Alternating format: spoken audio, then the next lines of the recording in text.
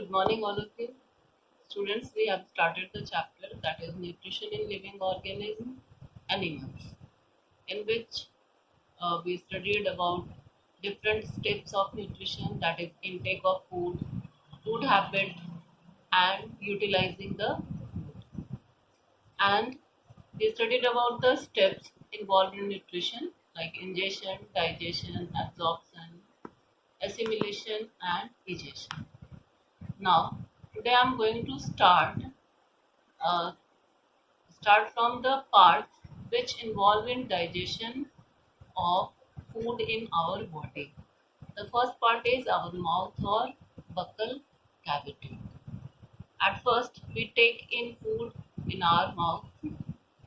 Uh, Teeth are present there which chew the food, and salivary glands. There are three pairs of salivary glands which secrete saliva, which helps in digestion of food. So parts of mouth, that is, the first one is teeth. Teeth are rooted in the socket of the bones of jaw. There are sockets in the bones of jaw in which the teeth are rooted, and they are covered by a white, strong, shining, protective material known as enamel, which is the uh, hardest material present in our body. Teeth helps in cutting, tearing, and grinding of food.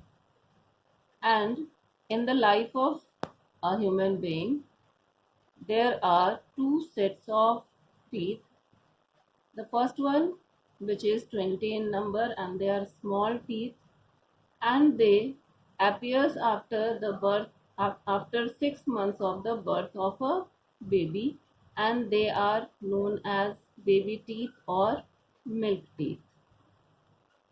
By a time a child is about 6 years old, a secondary set of 32 large teeth comes out from the gums and replace the milk teeth, and they are known as permanent teeth.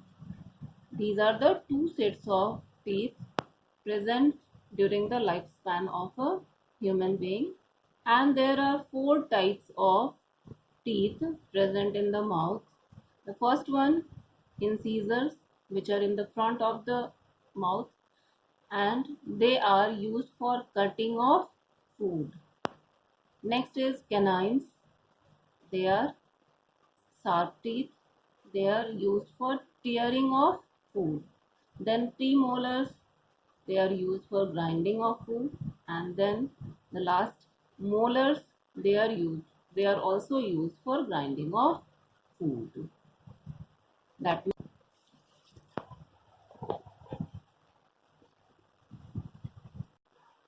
Okay, students, next part which is present in our buccal cavity is the tongue.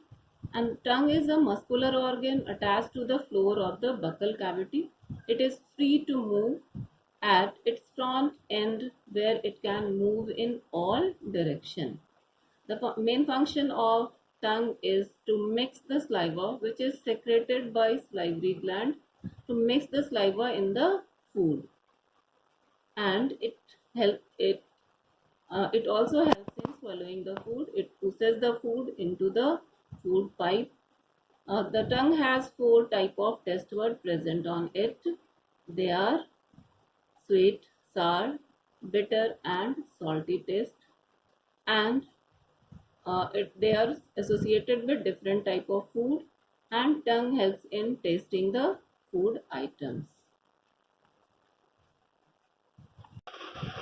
The next part of digestive system is food pipe. Food pipe is a muscular pipe which connects our buccal cavity and stomach. Food passes through this food pipe, and due to the contraction and relaxation of the muscles of food pipe, food passes from mouth to stomach. The next part is stomach. It is a bag-like structure. Food from mouth through food pipe reaches to stomach, where there are some secretions which help in digestion of the food. They are hydrochloric acid, which provide a medium for the digestion of different types of food items. Next is mucus, which which help in the protection of inner lining of the wall of stomach, and there are some enzymes secreted in the stomach which helps in digestion of food.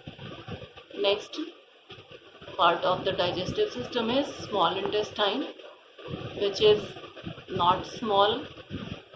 The length of small intestine is 7 to 8. The next part is small intestine. It is not so small. The length of small intestine is 6 to 7 meters. And there are three types of secretion mixed in the food in small intestine. The first one is secretion from liver, a yellowish color fluid secreted by liver, which is collected in a sac-like structure that is known as gallbladder, and the fluid is bile. That means bile is secreted by the liver and collected in gallbladder, and then whenever it requires, it get mixed in the food in small intestine. And bile helps in the digestion of fats. Next is pancreatic juice, the juice which is secreted by pancreas, which is a leaf-like structure present in our digestive system. The secretion from pancreas helps in digestion of carbohydrate, proteins and fats. The next is the juices secreted by the wall of small intestine and helps in digestion of different food items. Different nutrients converted into different forms by the reaction of these juices secreted, and convert the nutrients in different forms. That is, carbohydrate is converted into glucose, protein is converted into amino acids, and fat is converted into fatty acid and cholesterol. Now, in small intestine, apart from digestion, absorption also takes place. The wall of small intestine absorbs the digested food. There are finger-like projection in the wall of small intestine, which is known as villi, and villi helps in increase the surface of absorption area and absorb food. And there are blood vessels present in the villi, and absorbed food get mixed into the blood in these blood vessels and get transported to different parts of our body. That means in small intestine, digestion and absorption both take place. And when there is absorption of food, the nutrients get mixed in the blood, transported in the different parts of body and get utilized in different functions. Now the next part of the digestive system is large intestine. In large intestine, there is absorption of extra water, and then the undigested semi-solid waste transferred into rectum, where it is collected, and this undigested semi-solid waste then eliminated from our body through the anus. This is the complete process of digestion in human being. So students, that's all for today. Thank you. Have a nice day.